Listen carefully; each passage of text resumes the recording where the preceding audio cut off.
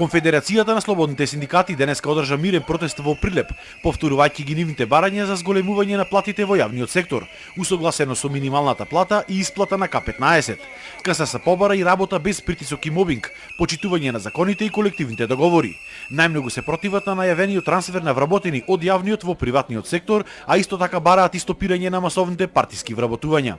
Знаеме веќе дека во јавната администрација почнаа да се прават трансфер листи.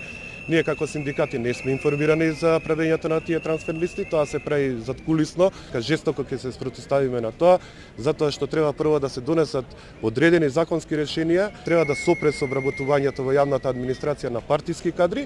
Од Сонко обвинија дека деновиве се вршел страшен притисок врз вработените во училиштата во Прилеп да не излезат на најавениот протест со закажување на разни задолжителни активности за наставниците токму денеска. За една година во Прилеп на улица останале околу 1000 наставници. Инаку Прилеп е еден од градовите, една од општините која што најжестоко удри врз воспитно-образовниот процес, односно вработените во воспитно-образовниот процес.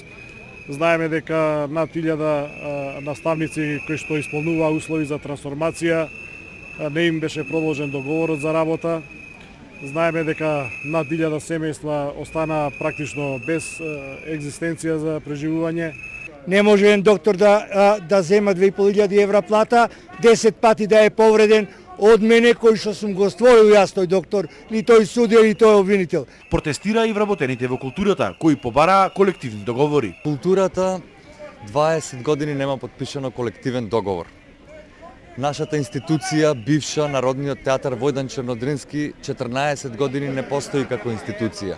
Ете, ова се аргументите за кои излегуваме и протестираме и ќе протестираме до добивање и до враќање на институцијата театар во Прилеп. Од КСС најавија дека Прилеп е првиот град каде започнуваат протестите, а истите ќе продолжиле или стопирале во зависност од тоа дали владата ќе имала слух за нивните барања. Од Прилеп Дарко Штарговски за Сител телевизија.